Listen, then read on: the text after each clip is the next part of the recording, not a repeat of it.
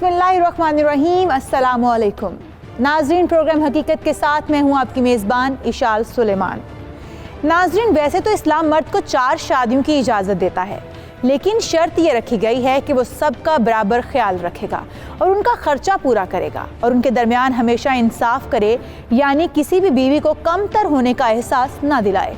और फिर इस इजाज़त के साथ ही अल्लाह ताला ने यह भी फरमाया, इंसाफ करो जो कि तुम नहीं कर सकोगे।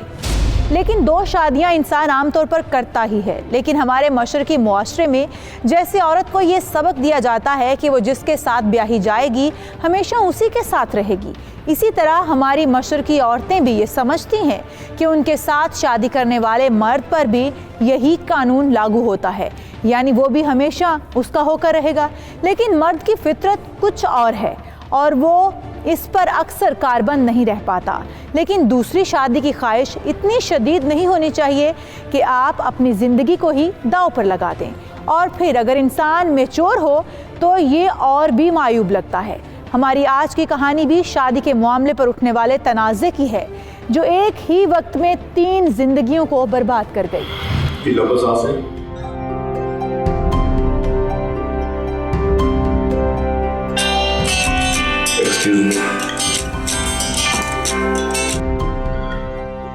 डॉक्टर मजीद साहब, आज आपको हमारी याद कैसे आ गई? डॉक्टर इम्तियाज, झूठ मत बोलो, हमारी तो हर महफिल आपकी होती है। अरे जरा नवाजी आप भी जनाब। यार, तुमने कहा था ना कि एक फीमेल डॉक्टर चाहिए, तो मैं तुम्हारे पास एक यंग डॉक्टर भेजा। अरे पहली बार तुमने दोस्त होने का सबूत दिया है, बाकी मुझे एक जूनियर की बहुत सख्त जरूरत है। चलो शुक्र है, आपको मेरी कोई बात तो पसंद आई। कल बात होगी। Take care dear, take care, अल्लाह हाफिज। सॉरी, सांस लीजिए। कोई बात नहीं सर, ये बता दें दवाई कितने दिन इस्तेमाल करनी? मैं आपको भी कुछ मेडिसिन लिख के देता हूँ, आपने ये 8-10 दिन इस्तेमाल करनी है, इंशाल्लाह सब ठीक हो जाएगा। हाँ, और ये ठंडे पानी से जरा परहेज करनी है। बहुत शुक्रिया सर। शुक्रिया। अस्सलाम वालेकुम। वालेकुम अस्सलाम। सर, मैं मरियम, मुझे डॉक्टर मजीद साहब ने भेजा है। जी अभी बात हो रही थी उनसे, प्लीज बैठे। शुक्रिया। आप एजुकेशन से कब फ्री हैं? सर, इसी साल। गुड। अच्छा, शहर में इतने क्लिनिक्स और हॉस्पिटल्स हैं, फिर मेरा इंतखाब क्यों? सर, सब डॉक्टर्स आपका बहुत एहतराम करते हैं। आप एक तजर्बाकार डॉक्टर हैं। ये मेरी खुशकिस्मती है कि मुझे आपके साथ काम करने का मौका मिलेगा। मुझे अंदाजा नहीं था कि आप मेरे बारे में इतना कुछ जानते हैं। चलिए, मैं आपको अपने क्लिनिक में खुशामदीद कहता हूँ। शुक्रिया सर। आपके आने से मेरे क्लिनिक की उदासी दूर हो जाएगी। उदासी कैसी सर? अरे भाई, एक मेल डॉक्टर के पास जब कोई मरीज आता है, जब आप जैसे खूबसूरत डॉक्टर को देखेगा तो खुश होकर ही वापस जाएगा ना। जी सर। अच्छा, ये बताएं, चाहिए कॉफी? नहीं सर, कुछ भी नहीं।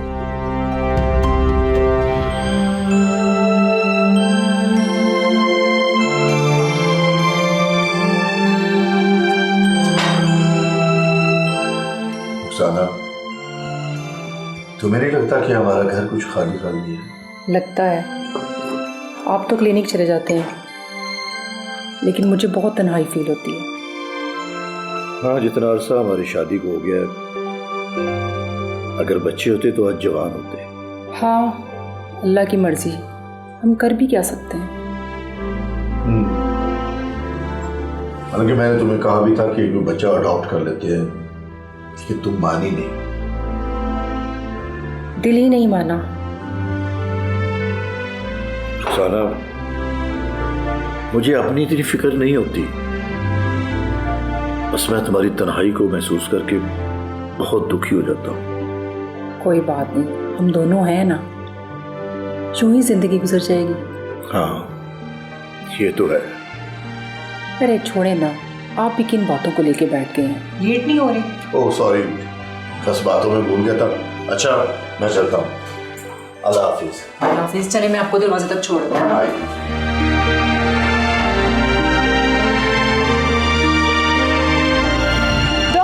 इम्तियाज़ और रुखसाना की ज़िंदगी का ये सबसे बड़ा दुख था कि उनके यहाँ औलाद नहीं हुई थी। 20 साल गुजरने के बाद भी दोनों मियाँ बीवी तन्हाई का शिकार थे, यानी घर में जो रौनक बच्चों की वजह से होती है वो उससे महरूम थे। रुखसाना की बातों से लग रहा था कि वो अपनी ज़िंदगी से कंप्रोमाइज़ कर चुकी है, लेकिन डॉक्टर इम्तियाज़ की बातों से ये महसूस हो रहा था कि वो इस कमी को पूरा करना चाहते हैं। लेकिन कैसे? मरियम की तरफ जिस तरह से उन्होंने देखा उसका मतलब क्या था? तो बस और से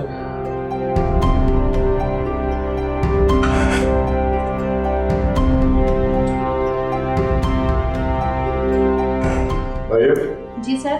जब मैं किसी मरीज को चेक करता हूँ तो पॉइंट नोट करके लाता हूँ, उसको कौन सी बीमारी है, इसको कौन सी मेडिसिन देनी है और इसे कौन सी एहतियात बतानी है। जी सर, नोट कर रही हूँ। अच्छा, ये मैं कुछ मेडिसिन लिख रहा हूँ, ये आपने खाने के बाद मुझे अगले हफ्ते दोबारा चेक करवाना है। डॉक्टर कितने दिन ये दवाई आपने 2 बार खानी है, उसके बाद अल्लाह बेहतर करेगा। मेडिसिन आपको बाहर से मिल जाएगी। मरीम, एक बात करूं? जी सर। आपकी एक मुस्कुराहट से मेरे मरीजों में जिंदगी की नई उम्मीद पैदा हो जाती है। जाने दे सर, ऐसी भी कोई बात नहीं, आप मुझे ऐसे ही पंप करते रहते हैं। ऐसा हरगिज़ नहीं है। मेरी कोशिश होती है कि मैं जिंदगी में कभी झूठ ना बोलूं। सर, आपकी बेगम क्या करती हैं? खास नहीं, हाउसवाइफ है। और बच्चे? बच्चे नहीं है। क्या मतलब? मतलब फिर नहीं हुए तो नहीं हुए, अल्लाह ने दिए ही नहीं है। सर, एक बात पूछूं आपसे, अगर आपको बुरा न लगे तो? हाँ। मेडिकल के हिसाब से कोई इशू था? मेरी बेगम में मसला था। तो इलाज नहीं करवाया आपने? करवाया, लेकिन वो मसला इलाज से हल नहीं हुआ। सॉरी सर, मैंने आपको दुखी कर दिया। अरे नहीं, ऐसी कोई बात नहीं, ये रूटीन की बात है, हम लोग घर में ऐसी बातें करते रहते हैं। सर, आपको कभी नहीं लगा कि आपके बच्चे होने चाहिए? लगा, लेकिन मेरी बीवी ने मेरा बड़ा साथ दिया और ये सोचकर मैं भी चुप हो गया। सर, आपको दूसरी शादी कर लेनी चाहिए थी, अपनी बीवी से इजाजत ले लेते आप। कभी सोचा ही नहीं। तो सर अब सोच लें, अभी आप कौन सा बूढ़े हुए हैं? कैसी बातें कर रही हो? अरे भाई, 40-45 साल के शादीशुदा बनने से कुछ है, और इसके लिए ये भी जरूरी है कि जिससे शादी हो वो यंग हो। सर, ऐसी भी कोई बात नहीं, अभी आप कौन सा बूढ़े हुए हैं, कोई भी लड़की आपसे शादी करने से मना कर ही नहीं सकती। सच कह रही हूँ सर, अभी भी वक्त आपके हाथ में है, ये ना हो कि गुजर जाए।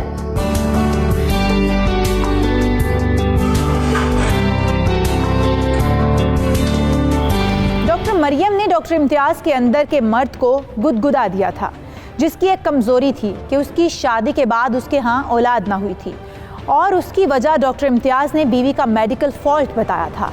लेकिन उसने ये कभी नहीं सोचा था कि उस फॉल्ट की वजह से बीवी से दूसरी शादी की बात कर सकता था। मरियम ने उसको एहसास दिलाया था कि अभी उसकी उम्र ही क्या है, वो एक ऐसा इंसान है जिससे कोई भी लड़की शादी करने के लिए तैयार हो सकती है। लेकिन अब देखना ये था कि मरियम के हौसला बढ़ाने के बाद क्या डॉक्टर इम्तियाज़ अपनी बीवी से इस मौजू पर बात कर सकेगा। ये देखने के लिए हमारे साथ रहिएगा। यहाँ पर वक्त हुआ एक शॉर्ट ब्रेक का।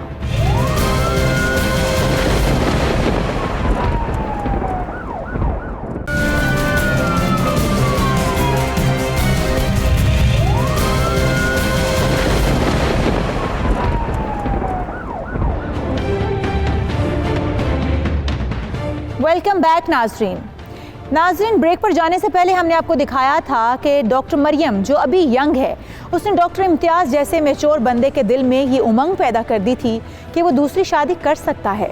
लेकिन सबसे पहला मसला ये था कि वो अपनी बीवी से कैसे बात करेगा, और दूसरी सबसे बड़ी मुश्किल थी कि क्या उसकी बीवी इसके लिए तैयार हो जाएगी।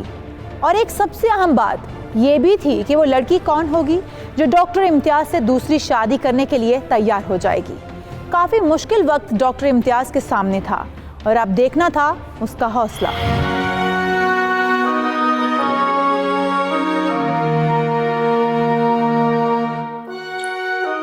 क्या सोच रहे हैं? कुछ नहीं, बस ऐसे ही। कोई बात तो है जिसकी वजह से आप इतने परेशान हैं? शायद जैसे जैसे उम्र बीत रही है, औलाद के ना होने का दुख शिद्दत इख्तियार करते जा रहा है। ये तो है, मुझे भी अब तन्हाई बहुत ज्यादा फील होना शुरू हो गई है। कभी सोचा तुमने कि इस तन्हाई को कैसे दूर किया जा सकता है? नहीं, कुछ समझ में ही नहीं आता। तुम्हारा क्या ख्याल है? जो लोग औलाद के लिए बच्चा पाल लेते हैं वो बेहतर करते हैं, या जो लोग दूसरी शादी करके बच्चा पैदा करते हैं वो? दूसरी शादी कहाँ से आगे बीच में? मैं जनरल बात कर रहा हूँ, तुम अपनी राय तो दे सकती हो। मुझे इस पे कोई राय नहीं देनी। देखो, इंसान को खुले दिल से सोचना चाहिए। हम कोई ऐसा कर नहीं रहे, तुम अपनी राय दो। बच्चा लेकर पालना बेहतर है या अपना पैदा करना? देखो इम्तियाज, मुझे इसके पीछे कोई और ही बात लग रही है। कहीं तुमने दूसरी शादी का तो नहीं सोच लिया? अरे नहीं, ऐसी कोई बात नहीं है। देखो इम्तियाज, औलाद अपनी ही अच्छी होती है, अगर अब नहीं है तो क्या कर सकते हैं। यही तो मैं सोच रहा हूँ कि अगर हो तो अपनी हो। मतलब कुछ नहीं, एक जनरल बात की है मैंने तो।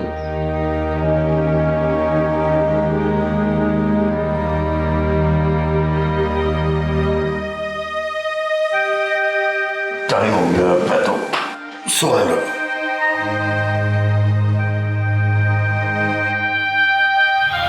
इम्तियाज ने दबे लफ्ज़ों अपनी बीवी से आज औलाद ना होने और दूसरी शादी के ऑप्शन को डिस्कस किया था। वो समझ रहा था कि उसने जो कुछ कहा उसकी बीवी को उतना ही समझ में आया, लेकिन बात ऐसी ना थी। रुखसाना ने एक उम्र गुजारी थी और सबसे बड़ी बात, वो एक औरत थी और वो अपने शौहर की बातों में छुपे दूसरी शादी के पैगाम को समझ गई थी। लेकिन अभी वो इसलिए मुतमईन थी क्योंकि ये अभी सिर्फ डॉक्टर इम्तियाज की सोच थी। उसको अमली जामा पहनाने के लिए कोई लड़की मौजूद ना थी। लेकिन अगर कोई लड़की ऐसी पैदा हो गई तो फिर रुखसाना का रिएक्शन क्या होगा, इस बारे में कुछ भी कहना कबल अज़ वक्त था।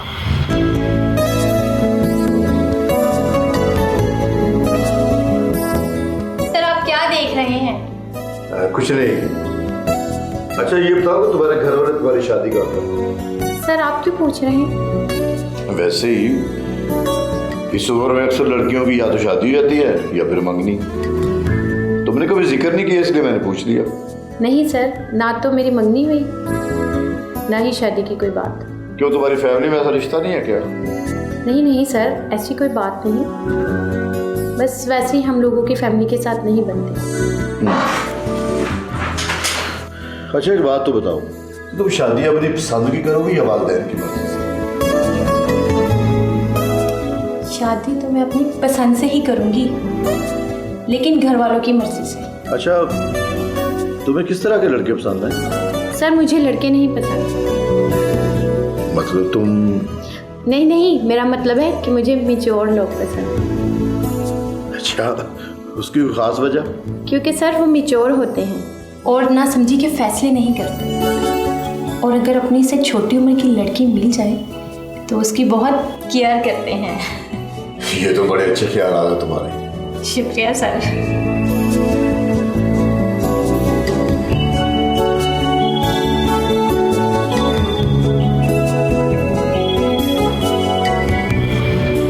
डॉक्टर इम्तियाज़ जब से मरियम से मिला था उसी के बारे में सोचता था और मरियम को देखकर, उसकी बातें सुनकर ही उसके दिल में दूसरी शादी का ख्याल आया था और उसने हिम्मत करके अपनी बीवी के सामने भी पहली बार दूसरी शादी के जिक्र को छेड़ा था। लेकिन आज तो मरियम ने उसके जज्बात को इंतहा तक पहुंचा दिया था, ये कहते हुए कि उसे शादी के लिए लड़के नहीं बल्कि मैच्योर लोग पसंद हैं। और इम्तियाज़ के लिए ये बड़ी खुशी की बात थी कि मरियम की अभी तक ना तो मंगनी हुई थी और ना ही किसी को वो पसंद करती थी। डॉक्टर इम्तियाज़ अपने जज्बात को मिलने वाली हवा से काफ़ी खुश दिखाई दे रहा था और उसने मुस्तकबिल के ख्वाब भी देखना शुरू कर दिए थे। लेकिन वो अपने दिल की बात मरियम के सामने कब रख पाएगा?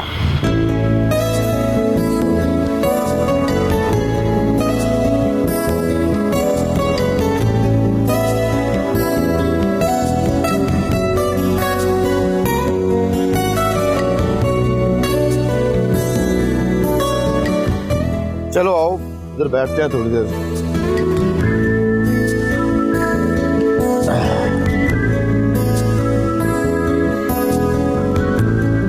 सर, आप हमेशा लंच अपनी बेगम के हाथों के बने हुए खाने से करते हैं, तो आज बाहर आने की वजह?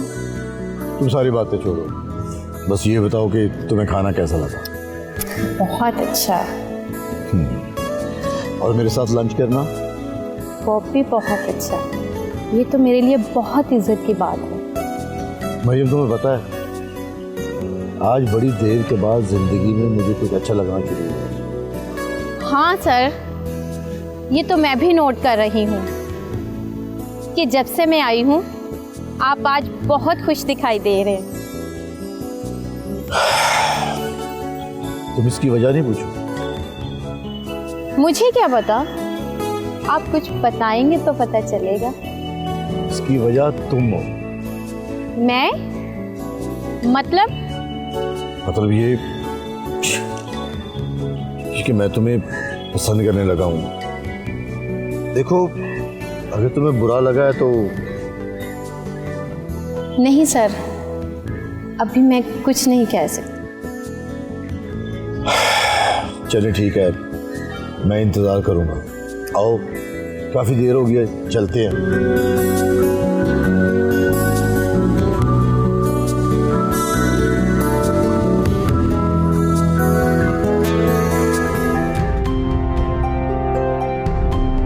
क्या बात है इम्तियाज, खैरियत तो है? स्पेशल मिलने के लिए बुलवाया है? बात ही ऐसी है, मैं अपने दोस्त से शेयर किए बगैर जिंदगी का इतना बड़ा फैसला कैसे कर सकता हूँ? कौन सा बड़ा फैसला करने जा रहा है? शादी करना है। शादी? मतलब दूसरी शादी? हाँ, क्यों नहीं करनी चाहिए? ये करनी चाहिए, लेकिन तुम और अचानक फैसला, भाभी से कर ली बात? हाँ, ठीक तरह से तो नहीं की, बस हल्का फुल्का जिक्र किया। फिर उसने क्या कहा? ये दोबारा मेरी इस मसले पर बात नहीं हुई। अब तुम इस काम में मेरी मदद करो। बात तो ठीक है, लेकिन तुम्हें अचानक क्यों ख्याल आ गया? यार, अब औलाद की कमी बहुत महसूस होने लगी। औलाद की कमी या कोई पसंद आ गई है? तो दोनों ही समझ लो। तो यूं करो ना बात, तुम्हें कोई पसंद आया और तुम्हें उसे देखकर शादी का ख्याल आया, और तुम चाहते हो कि उससे तुम्हारे बच्चे पैदा हो जाएं। हाँ, एक तो तुम बाल की खाल उतारने लग जाते। क्योंकि मैं तुम्हें बचपन से जानता हूँ। बता, औरत कौन है? औरत नहीं, लड़की है। लड़की? किसका दिमाग खराब हो गया? मरियम। मरियम? डॉक्टर मरियम? हाँ। वो कैसे मान गई? मेरे और उसके ख्यालात बहुत मिलते जुलते हैं। मैंने अपनी पसंदीदगी का इजहार किया और उसने उसे तस्लीम किया। सिर्फ शादी की बात करना बाकी है। पर उसके घर वाले कैसे मानेंगे? मेरे घर वालों से और उसके घर वालों से तुम्हें बात करना होगा। मतलब कि तोप के सामने मैं खड़ा हो जाऊं? तो दोस्त नहीं हो क्या? अच्छा, कुछ करता हूं। डॉक्टर इम्तियाज ने अपने दिल की बात से मरियम को भी आगाह कर दिया था और अपने दोस्त डॉक्टर मजीद को भी, लेकिन वो अभी तक ना तो मरियम से शादी के हवाले से बात कर सका था और ना ही अपनी बीवी से इस मौजू पर कोई बात की थी। मजीद भी उसके इस फैसले पर हैरान था और इस बारे में परेशान भी, क्योंकि शायद मरियम के वालिदैन से बात करना मुश्किल था, लेकिन रुखसाना से बात करना इंतहाई मुश्किल था, क्योंकि वो भी रुखसाना के मिजाज को समझता था। अब मजीद जब रुखसाना के पास इस हवाले से बात करने जाएगा तो उसका रिएक्शन क्या होगा, और क्या मरियम के घर वाले भी इस रिश्ते के लिए राज़ी हो जाएंगे? इस बात से पर्दा उठाएंगे, लेकिन एक शॉर्ट ब्रेक के बाद। आप हमारे साथ रहिएगा।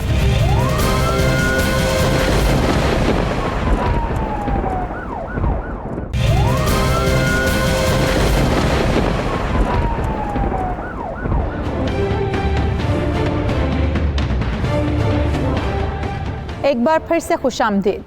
नाजरीन, ब्रेक पर जाने से पहले हम बात कर रहे थे डॉक्टर इम्तियाज़ के उन जज्बात की जो उसने अपने दोस्त से शेयर कर दिए थे, और दोस्त उसको बहुत बड़ा इम्तिहान समझ रहा था, लेकिन बात तो करनी थी क्योंकि उसके बगैर आगे बढ़ना मुश्किल था।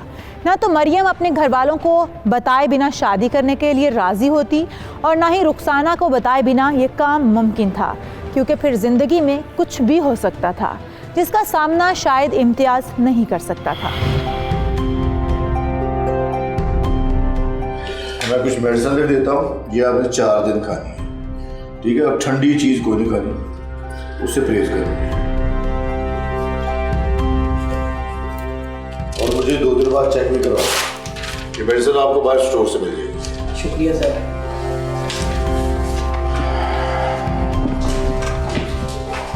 अस्सलामुअलैकुम सर। वालेकुम अस्सलाम। क्या बात है इतनी लेट? कि उस दिन वाली बात का बुरा तो नहीं मान ली? नहीं सर, मैं सोच रही थी कि मुझ में ऐसा क्या है कि आपने इतना बड़ा फैसला कर लिया।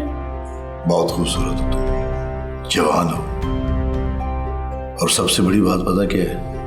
तुम्हारी सोच बहुत खूबसूरत है। डरती हूँ कि किसी की नज़र ना लग जाए, और दूसरा ये भी कि आपने अपनी बीवी से इस हवाले से कोई बात भी नहीं की।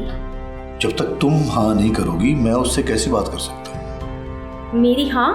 हाँ, जब तक तुम शादी के लिए हाँ नहीं करती मैं उससे बात कैसे कर सकता हूँ? डॉक्टर साहब, आपको ये भी नहीं पता कि जो लड़की हाँ कर दे वो शादी के लिए राजी भी होती है। बहुत शुक्रिया Mariyam, I love you. Doctor Mariyam ने इम्तियाज़ को शादी के लिए ग्रीन सिग्नल दे दिया था, और अब इम्तियाज़ की खुशी की कोई इंतहा नहीं रही थी। वैसे भी अगर इस उम्र में 25 साल की लड़की मोहब्बत और शादी के लिए हाँ कर दे तो इंसान के पागल होने के लिए काफ़ी होता है, चाहे फिर वो डॉक्टर ही क्यों ना हो। ऐसा ही कुछ हो रहा था डॉक्टर इम्तियाज़ के साथ भी, लेकिन अभी भी सबसे बड़ा मसला रुखसाना को उस शादी के लिए राज़ी करना बाकी था। और दूसरी मुश्किल ये भी थी कि शादी के नाम पर अगर मरियम का नाम आएगा तो शायद रुखसाना को और भी ज़्यादा गुस्सा आए।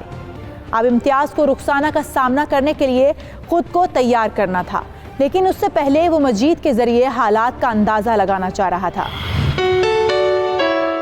मजीद भाई, बड़े अरसे बाद आपने घर चक्कर लगाया, लगता है बहुत बिजी हो गए हैं आप।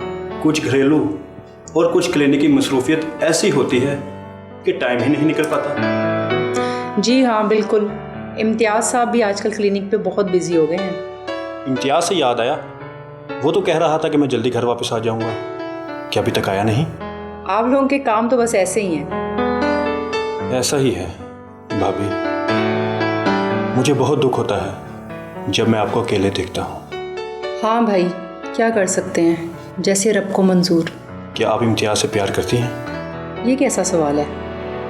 यकीनन प्यार करती हूँ, तभी तो हम अब तक साथ हैं। बुरा मत मानिएगा भाभी, साथ होना प्यार होने की इलामत नहीं होता। मैं समझी नहीं। जब मैं इम्तियाज़ से बात करता हूँ तो वो औलाद की कमी की वजह से दुखी हो जाता है। उसे जो करना चाहिए था वो नहीं करता। क्या किसी बच्चे को गोद लेने की बात कर रहे हैं? यह भी हो सकता था, लेकिन आप दोनों ने वक्त पर फैसला नहीं किया। क्या फैसला कर सकते थे?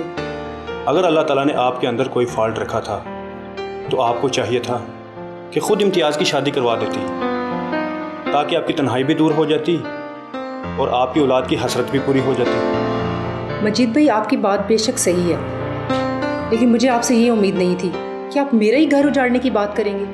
मैं घर उजाड़ने की बात नहीं कर रहा, मैं तो ज़िंदगी में खुश रहने की बात कर रहा हूँ। आगे आप दोनों की मर्ज़ी, लेकिन जो आप कर रही हैं वो खुद गर्जी है बस।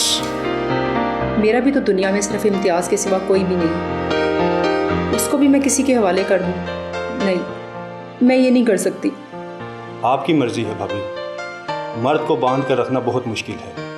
अगर उसने बताए बिना शादी कर ली तो मैं जान ले लूंगी उसकी।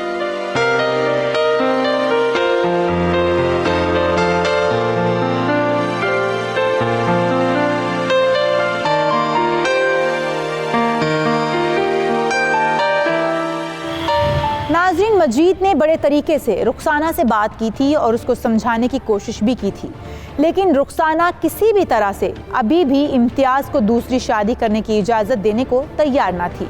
मजीद ने जो बातें रुखसाना को समझाने के लिए की थी वो दुनियादारी के हवाले से तो काफ़ी ठीक थी और दीन भी उसकी इजाज़त देता है, लेकिन रुखसाना एक मशरकी औरत होने के नाते किसी भी सूरत ये कबूल करने को तैयार नहीं थी कि उसका शौहर किसी और से शादी करे।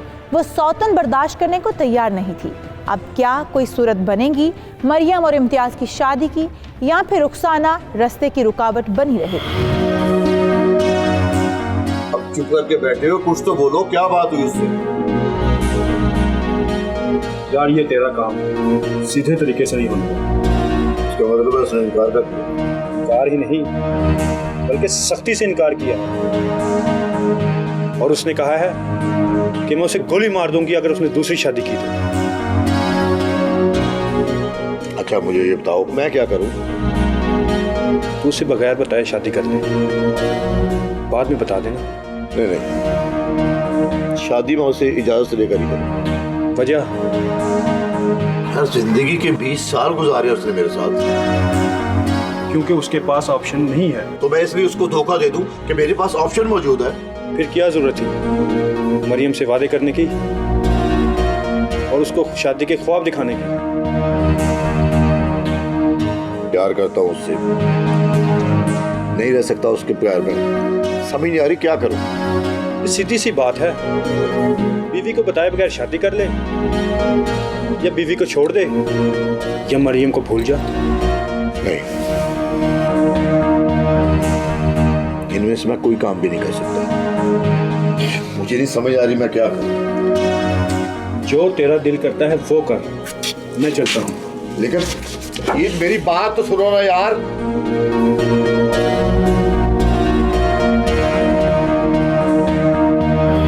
इम्तियाज़ मजीद से जवाब मिलने के बाद काफ़ी परेशान हो गया था। वो ना तो मरियम को छोड़ना चाहता था और ना ही अपनी बीवी से बेवफाई करना चाहता था, जबकि दोनों चीज़ों का एक साथ होना रुखसाना की वजह से नामुमकिन नज़र आ रहा था। वो इम्तियाज़ जो चंद दिन पहले बहुत खुश था, अब परेशान हो गया था और दो कश्तियों में से किसी एक का इंतखाब उसके लिए मुश्किल हो गया था।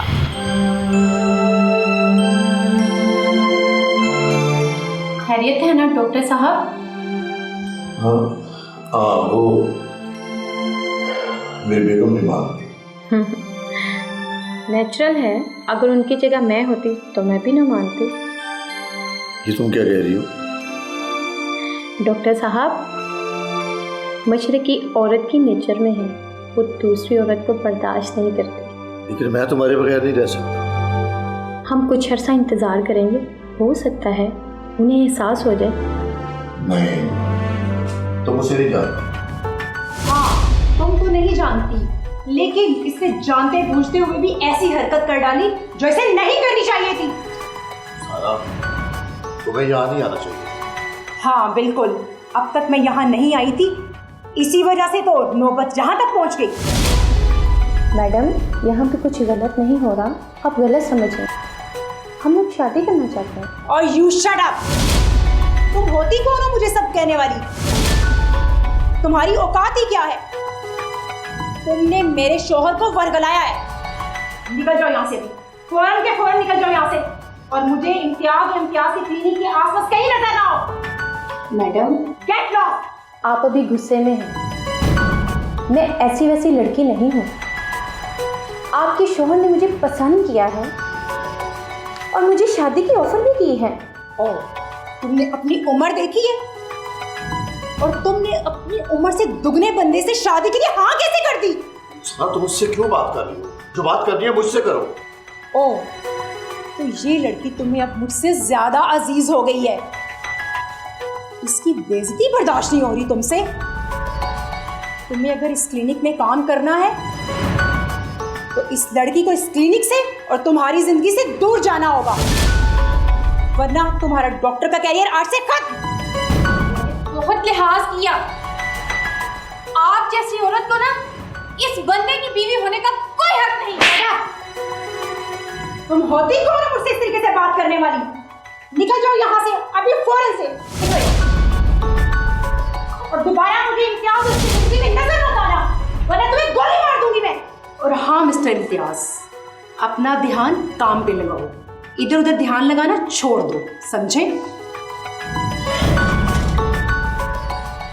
एंड माइंड इट, मेरे जिंदा होते हुए तुम दूसरी शादी नहीं कर सकते, समझे? और हाँ, एक बात और, तुम्हारी जिंदगी में मैं थी, मैं हूं और मैं ही रहूंगी, समझे?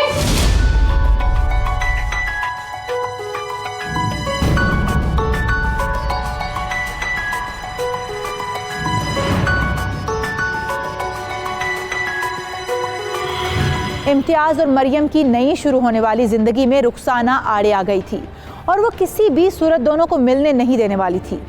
इम्तियाज़ के वहमो गुमान में भी नहीं था कि उसकी बीवी उसके क्लिनिक तक पहुंच जाएगी और मरियम को भी अंदाज़ा नहीं था, उसने सिर्फ सुना था कि रुखसाना सख्त मिजाज की है। लेकिन जब उसका सामना हुआ तो ठंडे मिजाज की मरियम को भी उस पर गुस्सा आ गया था। लेकिन अब आगे क्या होने वाला था? क्या इम्तियाज़ चुप करके अपनी बीवी की बात मानने वाला था या फिर बगावत करके वो मरियम से शादी कर लेगा? ये हम आपको दिखाएंगे, लेकिन एक शॉर्ट ब्रेक के बाद आप हमारे साथ जुड़े रहिएगा।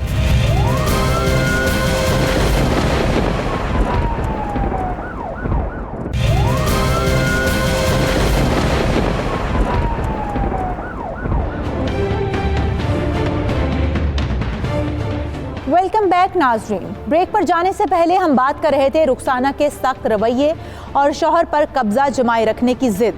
वो औलाद न होने की जिम्मेदार भी खुद को नहीं समझ रही थी, बल्कि उसके मुताबिक ये उन दोनों के नसीब की बात थी। दुनिया उसको समझाने वाली थी मगर वो समझने को तैयार ना थी। उधर इम्तियाज़ के दिल में मरियम की मोहब्बत ने भी सर उठा लिया था और वो उसको अपनी बीवी की बातें अब अच्छी नहीं लग रही थी। कहते हैं 40 साल की उम्र में अगर किसी जवान लड़की से मोहब्बत हो जाए तो ये बड़ी ख़तरनाक होती है। अगर मिल जाए तो भी ख़तरनाक, और ना मिले तो इंसान को पागल कर दे। डॉक्टर इम्तियाज़, जो एक समझदार इंसान होने के अलावा मुअज़्ज़ज़ डॉक्टर भी थे, जब एक 25 साल की लड़की की मोहब्बत में गिरफ्तार हुए तो घर का सुकून तो गया ही, उसका क्लिनिक भी डिस्टर्ब होकर रह गया। उसको कुछ समझ नहीं आ रहा था क्योंकि मरियम के बगैर वो उदास था और वो उसको मिलने वाली नहीं थी।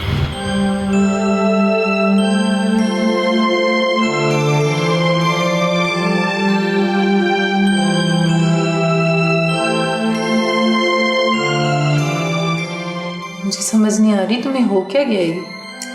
मैंने कुछ गलत कर दिया है और तुमने बहुत अच्छा काम किया है। सच में मुझे उस बंदे से मोहब्बत हो गई है। उसकी और अपनी उम्र देखी है तुमने? यही तो मसला है, मोहब्बत सोचकर नहीं होती, अगर होती तो ज़रूर करती। ये भी समझ नहीं आई कि वो पहले से शादीशुदा है। दूसरी शादी करना कोई जुर्म नहीं, और मेरे घर वालों को भी कोई एतराज़ नहीं था। ठीक है, फिर तुम उस डॉक्टर से कॉल पे बात करो और उसको बोलो तुमसे शादी भी करे और तुम्हें दूसरा घर भी देके दे अलग से। करती हूँ, अभी तो हिम्मत नहीं हो रही उसकी बीवी का सलूक देखकर। हैरान भी हूँ और परेशान भी। अच्छा, उसकी जगह पे तुम भी होती तो ऐसा ही करती। जो शौहर होते हैं ना, वो बीवियों की मलकियत होते हैं जनाब। और जो प्यार कर बैठे वो तुम्हारी तरह बैठकर रोते हैं। तुम मेरी दोस्त हो या दुश्मन? दुश्मन? फिक्र ना करो, मैं तुम्हारी शादी डॉक्टर से करवा दूंगी। सच? बेबी, मैं कल ही बात करूंगी।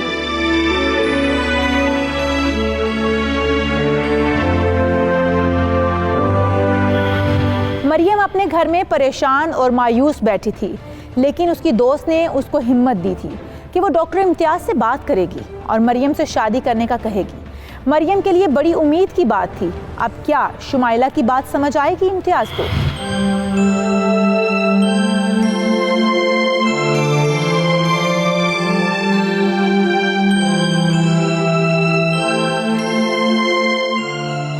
अस्सलाम वालेकुम।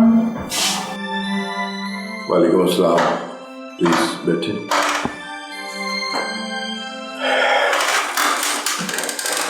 ये बताएं क्या मसला है? डॉक्टर साहब, मसला मुझे नहीं, मेरी एक दोस्त को है। तो आप उन्हें साथ ले आती ना, ऐसे में कैसे इलाज करूं? आप उनका इलाज बिना देखे ही कर सकते हैं। क्या बीमारी है? मोहब्बत की। क्या मतलब? कौन है वो?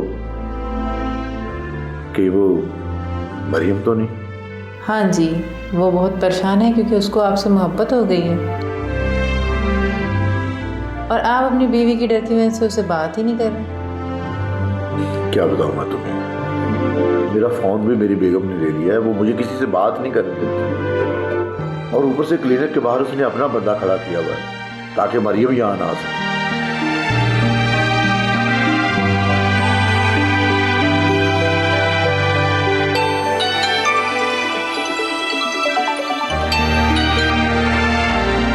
मरियम ये बात करो।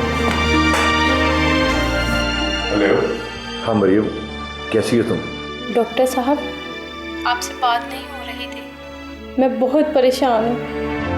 मैं तुम्हें क्या बताऊं, मैं खुद बहुत परेशान हूँ। मुझे नहीं पता, किसी भी तरह मुझसे शादी करें वरना मैं मर जाऊंगी। ऐसे ना कहो, मैं पहले ही बहुत ज्यादा परेशान हूँ। आप मर्द होकर मजबूर हैं और मेरे बारे में क्या ख्याल है आपका? हाँ ठीक कहती हूँ, मैं तुम्हारे दुख को समझ सकता हूँ। आज मैं उससे आखिरी बार बात करूँगा, अगर वो नहीं मानेगी ना तो हम शादी कर लेंगे। पक्की बात है? हाँ बिल्कुल पक्की बात। I love you. I love you. I love you Maryam.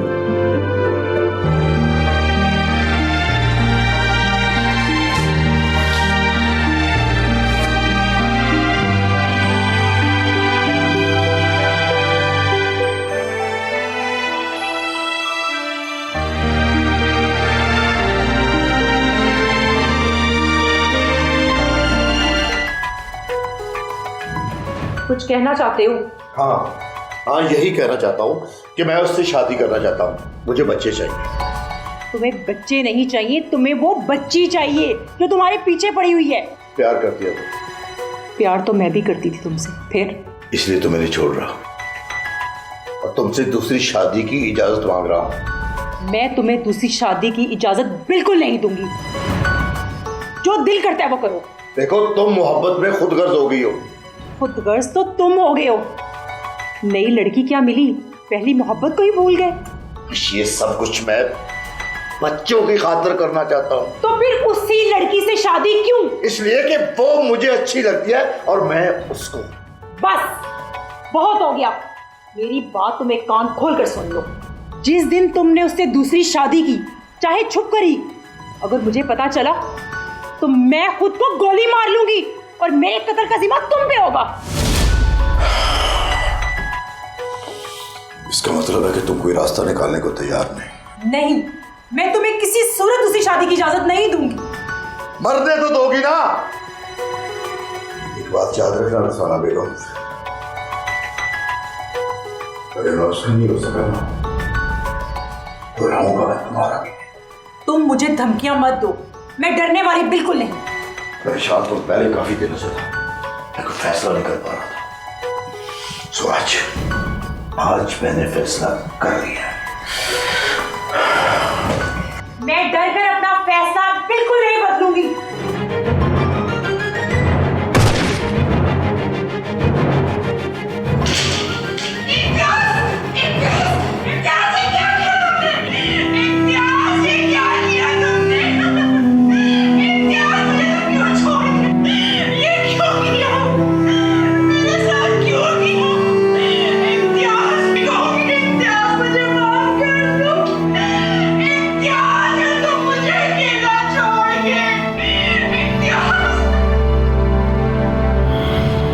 इम्तियाज़ की ज़िंदगी में आना उसके लिए मुश्किलों का सबब बना और फिर बढ़ती हुई मुश्किलात ने ज़िंदगी को इस कदर मुश्किल कर दिया कि उसको ज़िंदगी से ही नफ़रत हो गई। इम्तियाज़ की बीवी का रवैया भी ज़िद पर मबनी था क्योंकि वो भी उससे मोहब्बत कम और ज़िद ज़्यादा कर रही थी। मोहब्बत तो कुर्बानी का नाम होता है। अगर वो किसी ज़माने में इम्तियाज़ की मोहब्बत थी तो भी बच्चों की खातिर उसको खुद उसकी शादी करवा देना चाहिए थी, लेकिन वो उसको अपनी अना का मसला बना बैठी थी और इसी अना ने उसको बीवी से बेवा बना दिया था।